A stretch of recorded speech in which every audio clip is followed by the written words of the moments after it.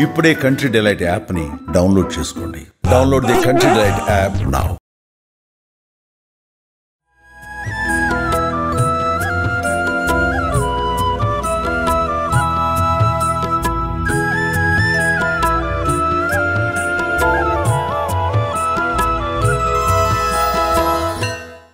నమస్తే రమ్మగారు, దసరా శుభాకాంక్షలు. నమస్తే జయ, దసరా శుభాకాంక్షలు. సో దసరా రోజున దసరా మొత్తానికి మనం రోజుకు నైవేద్యం చొప్పున చేస్తూ ఉన్నాం. ఈ రోజు ఏ నైవేద్యం రమ్మగారు? విజయదశమి నాడు అందరూ చేసుకునే చక్కెర పొంగల్ చేసుకుందాం. ఓకే. తొలి రోజు మనం కనకదుర్గాదేవి అయితే ఏం చేస్తారంటే మన స్వర్ణ కవచాలంకృత దుర్గా ఆ స్వరూపం వేస్తారు. ఆ రోజు కూడా అమ్మవారికి చక్కెర పొంగల్ నివేదన పెడతారు. ఓకే. మన అవకాశాన్ని బట్టి. కానీ విజయదశమి నాడు అందరూ చక్కెర పొంగల్ చేసుకుంటారు. సింపుల్గా 1 పార్ట్ తోటే చేద్దాం. ఒక మందపాటి గిన్నె, ఇత్తడి గిన్నె లేదా ప్రెషర్ ప్యాన్, కుక్కర్ అయినా పెట్టుకోండి. దీనికి ఏం చేయాలంటే మనము ముందుగా 1 గ్లాసు బియ్యానికి 1/2 గ్లాస్కి కొంచెం తక్కువగా పెసరపప్పు. ఈ పెసరపప్పుని కొంచెం వేయించుకోవాలి. వేగిన పెసరపప్పే చక్కెర పొంగల్లోకి బాగుంటుంది. ఇది కొద్దిగా వేడెక్కనిచ్చి ఈ పాత్ర కొంచెం వేడెక్కాక పెసరపప్పు వేయించేద్దాం. పుట్టిగా పొట్టి మూకుడులోనే పెసరపప్పు వేపుకోవాలి. వేగిన పప్పే రుచిగా ఉంటుంది.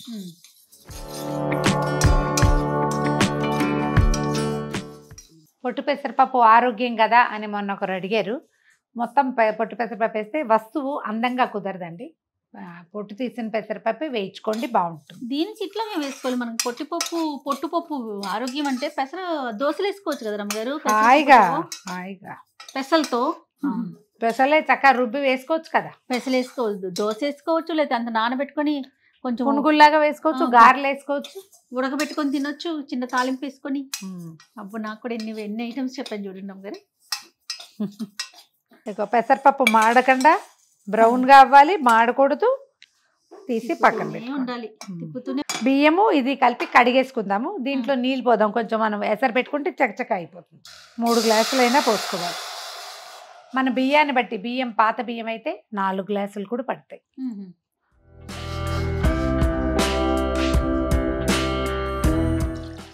ఈ లోపల పెసరపప్పు బియ్యము కలిపి కడిగేసుకుందాము. నీళ్ళు కొంచెం మరుగు పట్టినాయి కదా. ఇది మీరు ఇత్తడి విడిగా గిన్నెలో కూడా ఇలాగే పెట్టేసుకోవచ్చు అనమాట. కుక్కర్కి ఈ పని చేయకపోయినా పర్వాలేదు. ఇది ఒకటి తెలుస్తుందని ఐడియా చూపిస్తున్నాను అంతే. బియ్యం వేసేద్దాం ఇందులో. బియ్యము పెసరపప్పు కూడా. ఇప్పుడు మనం 3:30 పోసామా? మనమేమి 1కి 3 పోసినట్టు కాదు. పెసరపప్పు కూడా సగానికి దగ్గరగా ఉంది కదా. 1కి 2 వేసినట్టే అవుతుంది ఇది. ఒక్కసారి పైకి కిందకి కదిపేసి ఇందులో ఇంకా వేసేది ఏం లేదు. కుక్కర్ హైలో పెట్టేసేయండి, అంటే మీడియంలో పెట్టేసేయండి. మూత పెట్టడం, వెయిట్ పెట్టి ఆన్ చేసేయడం. 3 విజిల్స్ రాగానే ఆపేసేయండి దీన్ని. ఇంతే ఇది. ఈ లోపల రెండో పని ఏం చేద్దామంటే, మనము 1 గ్లాసు బియ్యంతో చేయదలుచుకున్నాం కదా చక్కెర పొంగలి. గ్లాసుకి గ్లాసున్నర తీపి కావాలి. నర కావాలంటే ఏం చేద్దామంటే, గ్లాసుకి 1 గ్లాసు బెల్లం వేసి 1/2 గ్లాసు పంచదార వేసుకోండి. ఎక్కువ రుచిగా ఉంటుంది, బాగుంటుంది. బాగా టంగుగా అయిపోకుండా వదులుగా కూడా వస్తుంది. ఏం చేద్దామంటే బెల్లము పంచదార 2 పక్కన పొయ్యి మీద చిన్న గిన్నెలో వేసేసి కాసిన నీళ్లు పోసి పెడితే చక్కగా 2 కరిగిపోయి అది వచ్చేసరికి ఇది కూడా వచ్చేస్తుంది.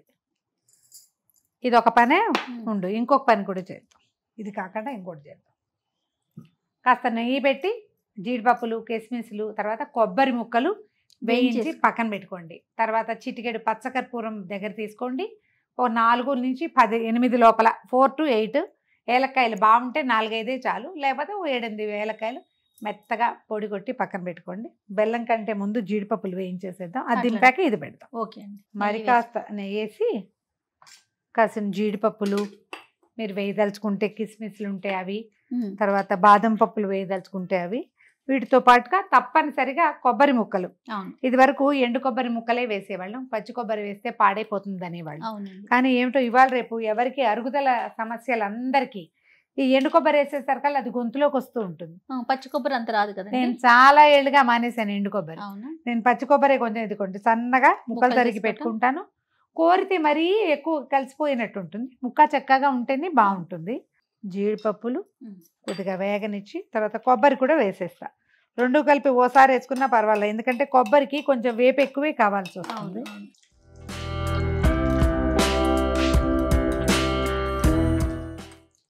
కొబ్బరి ముక్కలు వేసేద్దాము.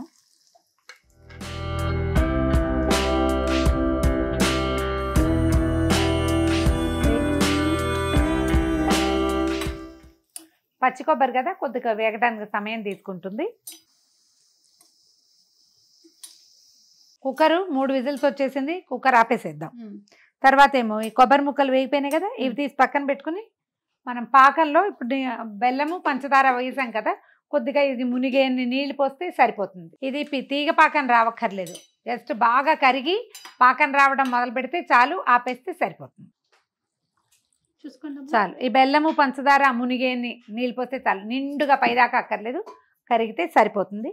ఇది కొంచెం గరిటె పెట్టి ఒక్కసారి కదా, చిన్న గరిటె పెట్టు, ఇది కరగబెట్టుకుందాము. ఇది కరగాలి, ఇది మూత బూడి రావాలి, రెండు అయ్యాక చూద్దాం. ఇది అయ్యేలోపు అది అయిపోతుంది. అవును అంతే. పంచదార బెల్లము పాకం కరిగిపోయింది. అవునండి. కుక్కర్ ఏమో వచ్చేసింది, చక్కగా వచ్చింది. ఇందులో ఉన్న కిటికీ ఏంటంటే మనము ఇలా ఉడికిచ్చిన దాంట్లో బెల్లం పంచదార వేసేసామనుకో, అదంతా పాకంలో మళ్ళీ ఉడకాలన్నమాట ఈ అన్నం. అవును. అలాంటప్పుడు ఏమవుతుందంటే మనం ఎంత నెయ్యి పోసినా చాలదు, చాలా నెయ్యి తీసుకుంటుంది. చక్కెర పొంగలికి నెయ్యి ఎక్కువ కావాలి. మనం కరిగించింది కనుక పోసి ఉడికిస్తే తక్కువ నెయ్యి సరిపోతుంది. ఓకే. రుచి పాకం తేడా ఏం ఉండదు. దీన్ని మళ్ళీ స్టవ్ వెలిగిద్దాము. దీన్ని చిన్న స్టవ్ మీదకి మార్చుకుందాము. సన్నటి మంట మీద పాకంతో మళ్ళీ ఈ అన్నం ఇంకోసారి ఉడకాలన్నమాట. అట్లా గరిటె తీసుకొని అడుగు నుంచి కదుపు. ఒకసారి నేను పాకం వేసేసాక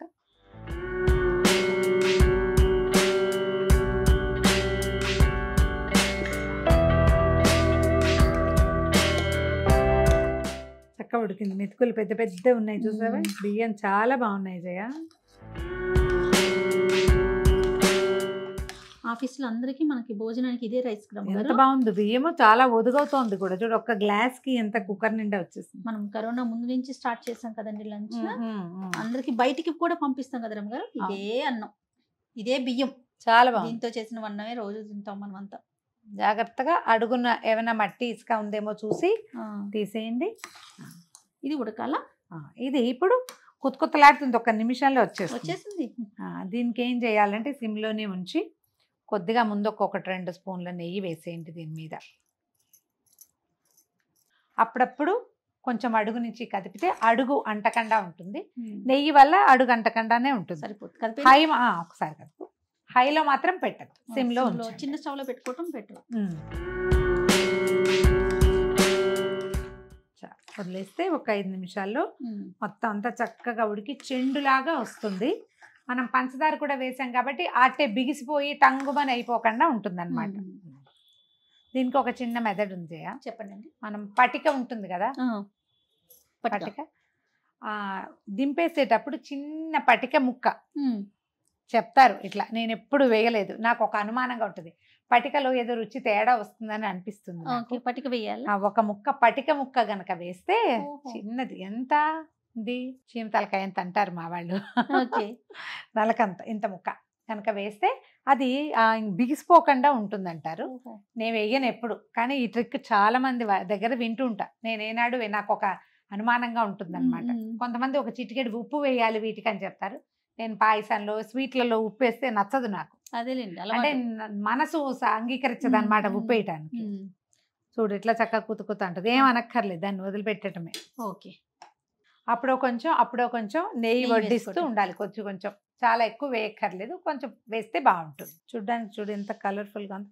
మన బెల్లం ఎంత రంగు బాగుంటే చక్కెర పొంగలి అంత చక్కగా అందంగా కనపడుతుంది అనమాట. మీరు పాకం వేసిన తర్వాత చాలా సేపు ఏమి ఉంచక్కర్లేదు, మాక్సిమం 5-7 మినిట్స్ అంతలో అయిపోతుంది. కొంచెం నెయ్యి వేసుకుంటూ కొద్దిగా అలాగా మళ్ళీ బాగా కుమ్మేసామనుకోండి శుద్ధలా అయిపోతుంది. కుమ్మేయకూడదు, అలాగా తిప్పుకోవాలన్నమాట.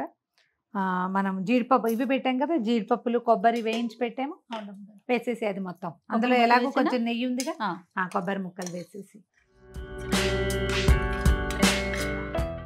ఒకటి జీడిపప్పులు కూడా ఉన్నాయి. ఒక 7-8 ఏలక్కాయలు పొడి చేసాము, ఇది కూడా వేసేద్దాం. ఏలక్కాయల పొడి. ఏలక్కాయల పొడిలో తొక్కులు ఉంచకండి, ఎందుకంటే ప్రసాదం నోట్లోకి మనం తీసుకున్నప్పుడు, ప్రసాదం స్వీకరించినప్పుడు ఏలక తొక్కులు వస్తే ఉమ్మేయాల్సి వస్తుంది, కొంతమంది తినరు, అవును. ఆ ఉమ్మేయకూడదు. అప్పుడు ఏం చేయాలంటే తొక్కులు పలుచుకోవాలి. జయ తనకి ఇష్టం ఏలక్కాయ తొక్కు, నేను తింటాను రమ్మగారు ఉంటుంది, చాలా సిన్సియర్గా తినేటట్టయితే ఉంచుకోండి, జనరల్గా ఉంచొద్దు. తడిపోయి బుడగల్లో మనం వేసిన నెయ్యే కనపడుతోంది అవును, మనకి. అవును. ఈ దశ వస్తే చాలు. ఉమ్. స్టవ్ కట్టేద్దాం. ఏం చేద్దామంటే ఒక చిన్న పచ్చకర్పూరం పలుకు, ఇంతే, ఇంతకంటే వేయకూడదు. చాలా రమ్మగారు. చాలమా, సరిపోతుంది. దీన్ని ఏం చేయాలంటే మెత్తగా నలిపేసేయాలి. ఎంత ఇష్టమో రమ్మగారు నాకు ఈ కర్పూరం వాసన. చాలా మందికి ఇష్టం ఉంటుందేమో. అంటే ఒక కీలకమైన విషయం చెప్పాలి. చెప్పండి అమ్మగారు. దేవాలయపు ఫీల్ కావాలంటే పచ్చకర్పూరం వేయాలి. ఖచ్చితంగా. వెంటనే మనం విష్ణువాలయంలోకి వెళ్ళిపోతాం. అంతే అంతే. పసుమొస్తుంది చూడు, పైకి కిందకి కదిపేసి ఆఫ్ చేసేసినట్టు. ఆపేసాను. అబ్బా, అందరూ మన స్టూడియోని ఇక్కడ ఏదో టెంపుల్ ఉందనుకోగలరేమో. పండగ ఫీల్ వస్తుంది. Yes yes. చాలండి. చాలా. ఇది మోతాదు మించితే ఒక రకమైన వగర్లాగా వస్తుంది. అవును. ఎక్కువ వాసన వచ్చినా కొంతమంది తినలేకపోతారు. అందుకని ఒక్క చిటికెడ వేసుకోవాలి. దీంట్లో ఇంకో ప్రాబ్లం ఉందండి. పచ్చకర్పూరం మోతాదు మిక్కిలి తీసుకుంటే వాసన పీలిస్తే హోమియోపతి మందులు పనిచేయవు. అవును రమ్మగారు, మీరు ఎప్పుడు చెప్తారు కదా. అందుకని మేము కేవలం 3 పండగల్లో మాత్రమే పచ్చకర్పూరం వేసేది చేస్తాను. నాకు కూడా చాలా ఇష్టమే. అవునా. కానీ మేము అంతా హోమియో వేసుకుంటాం కాబట్టి కొంచెం జాగ్రత్తగా. ఓకే. అయిపోయింది. ఒక బౌల్లో పెట్టుకుందాం. అదిగోండి, ఆ బౌల్ తీసుకుంటారా. చూడ ఎట్లా వస్తుంది.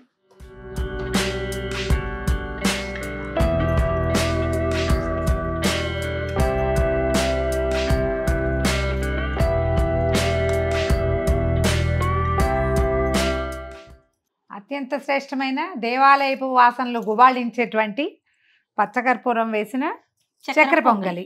సూపర్. పాలు పోసుకుని చేసుకునే విధానం ఒకటి కనపడుతుందండి మన వైపు దేవాలయాల్లో. ఇదే కనిపిస్తుంది. ఈ ప్రాంతం అంటే మన వైపు విష్ణువాలయాల్లో హెచ్చుగా కనపడే విధానం అయితే ఇదే.